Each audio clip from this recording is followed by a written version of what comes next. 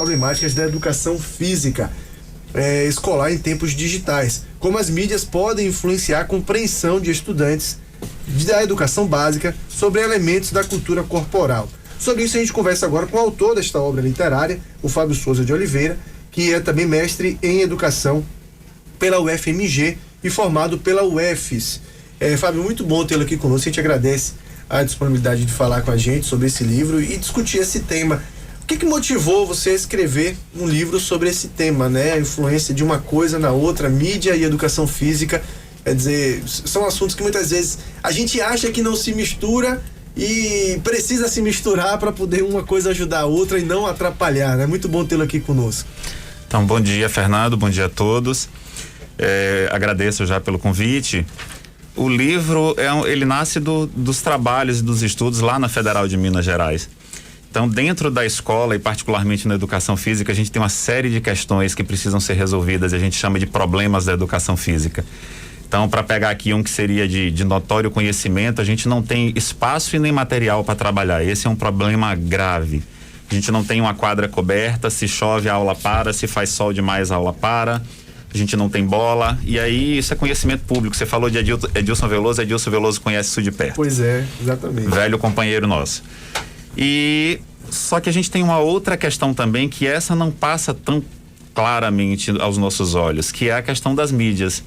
Então, o celular particularmente chegou na mão dos adolescentes e da mão dos adolescentes ele entrou no mundo escolar e, a despeito do potencial que ele tem informativo, de trazer conhecimento, de ser uma porta para saber, para cultura, ele vem para dentro da escola causar tumulto, causar burburinho, dispersar, sabe? Ele afasta, na verdade, o aluno do conhecimento. Então, a pesquisa vai muito por aí, tentar compreender por que acontece de um jeito e não de outro, o que a gente poderia fazer a esse respeito. Pois e a gente nota a influência que a tecnologia muitas vezes tem, né? E quem não tem a maturidade suficiente, a gente aqui está cercado de tecnologia, a gente precisa dela para trabalhar, inclusive o celular, eu digo que é o principal instrumento de trabalho que a gente tem, nós jornalistas. Mas para a criança isso acaba confundindo muito, né? E acaba afastando muito de atividades. Quem nunca ouviu, e aí já está falando da geração atual, os adolescentes de hoje ouvem os pais falarem que os pais já não são tão velhos assim, digamos aí, 15 anos, um adolescente, ouve o pai falar, no meu tempo, já tinha o videogame, mas eu soltava pipa, eu jogava bola na rua, jogava bola no bairro, ou seja, tá fazendo uma atividade de alguma forma, né? Você tem notado isso em propriamente escolar? A própria categoria nota um pouco isso, que a tecnologia, muitas vezes, ao invés de jogar bola, ele tá no joguinho do celular e acaba gerando um problema até futuro. Então, Fernando, a gente, durante o processo de construção desse material, eu vi muita coisa desse tipo. Na minha época era assim e agora como se fosse muito tempo atrás, sim, né? E não sabe, é uma mudança muito drástica de 10, 15 anos, se muito.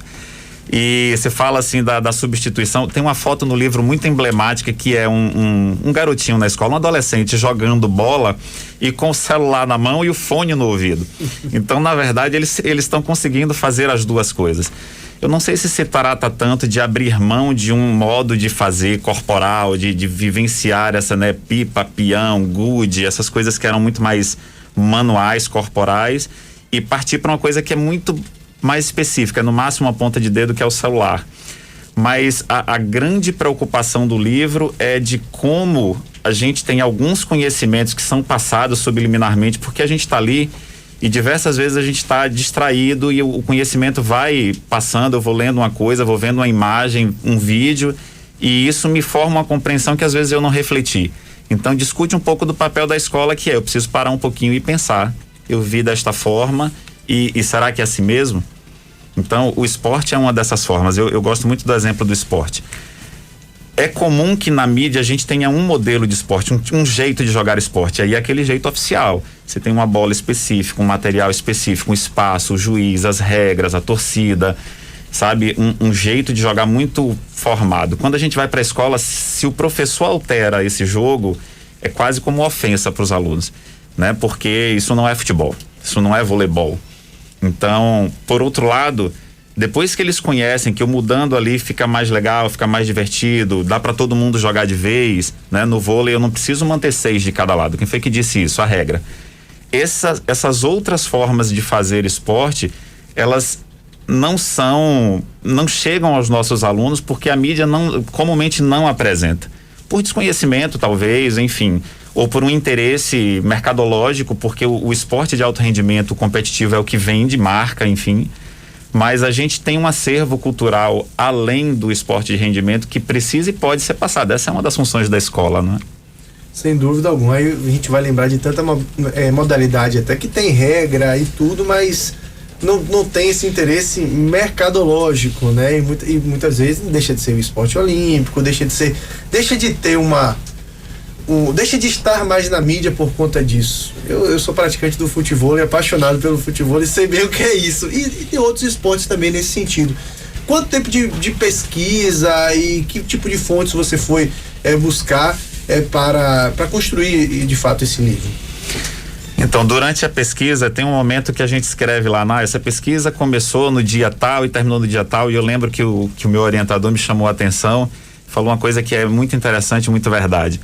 Essa pesquisa começa desde quando a questão me inquieta. Então, eu estou na escola pública, eu sou professor da rede estadual há mais de 15 anos. E essas questões têm me incomodado há muito tempo.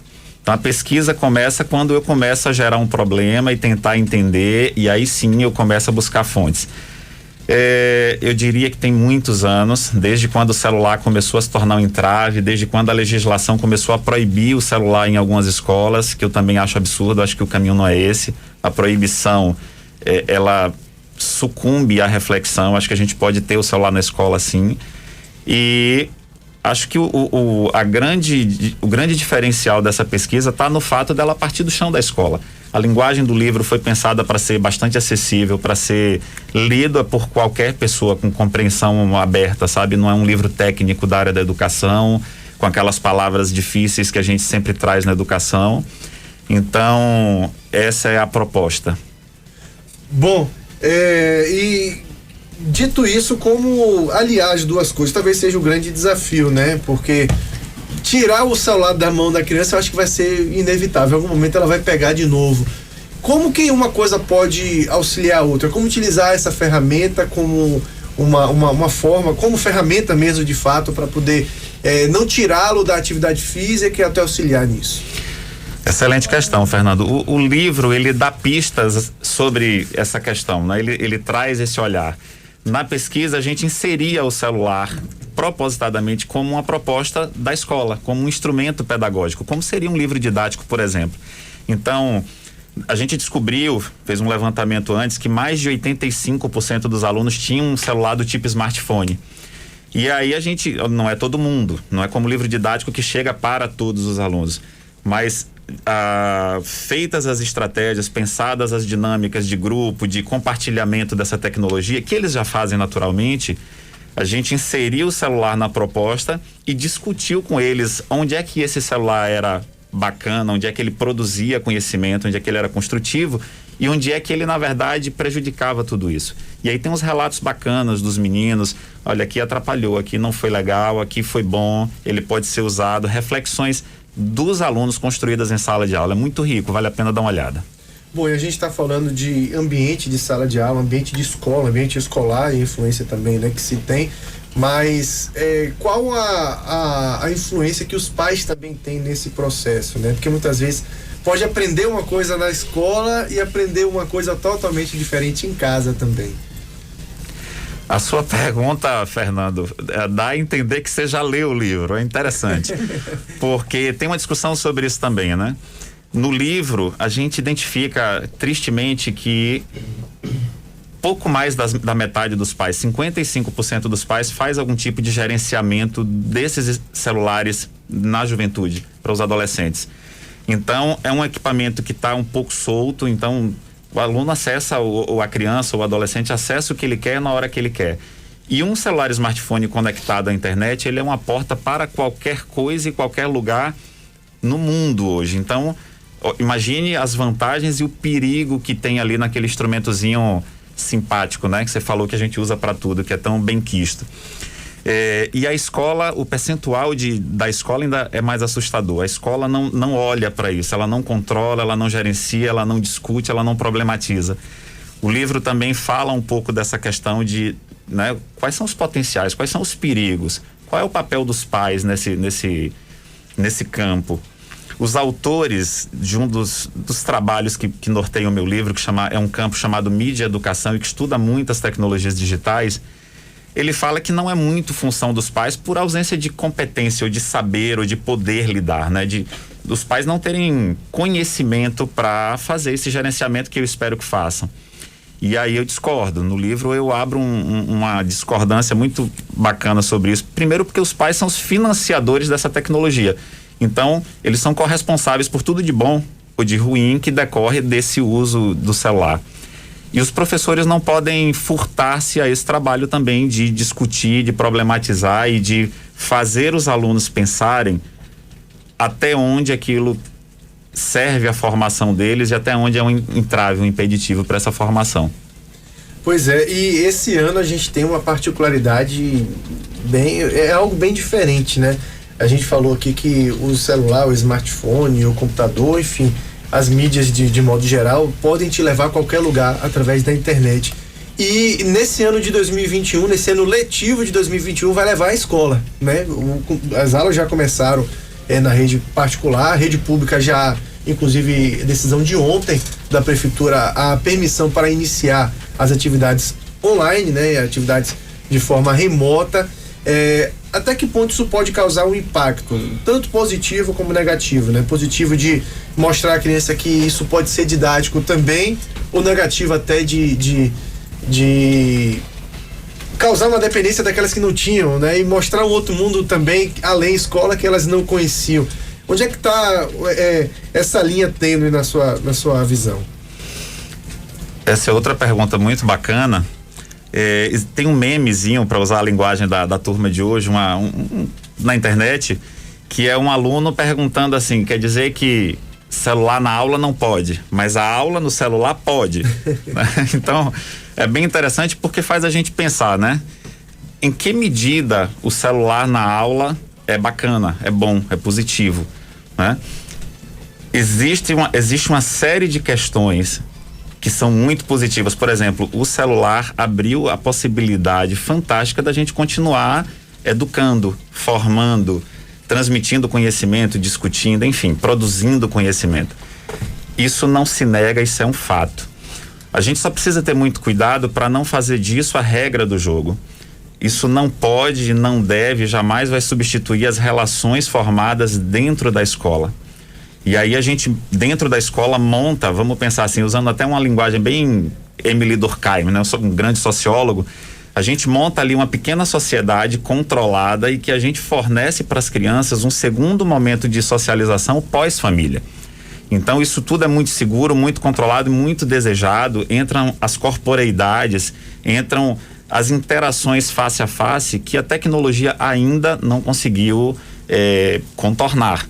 Então esse momento dentro da escola é muito importante. A gente passaria aqui horas discutindo sobre os ganhos de se estar junto dentro da escola, da situação, dos tempos e espaços da escola. Então, precisa mesmo, o convite do livro é refletir, né? Em que medida essa tecnologia e até que ponto ela é boa nessa escola ou nessa rede, até onde ela é um entrave, o que a gente espera dela. E aí, com base nessas respostas dessas perguntas, a gente tem um celular como um grande aliado na educação.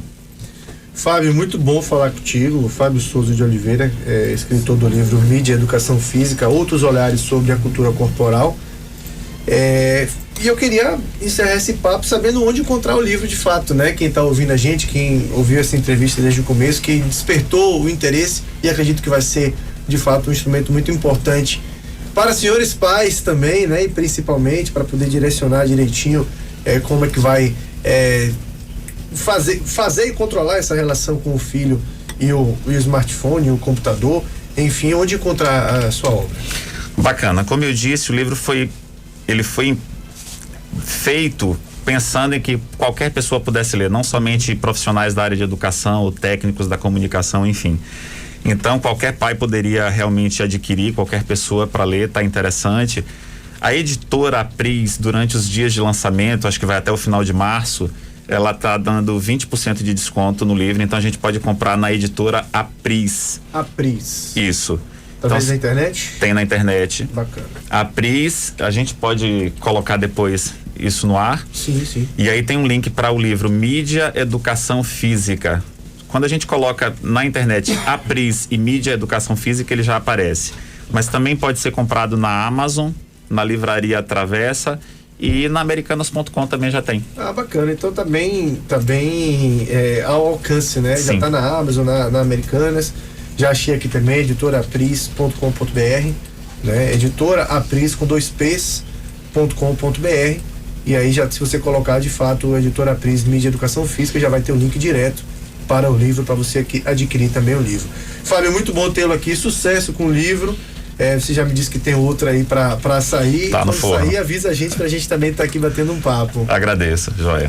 Começamos então com o Fábio Souza de Oliveira, mestre em educação pela UFMG e formado pela UFES, que está com o livro Mídia Educação Física, Outros Olhares sobre a Cultura Corporal.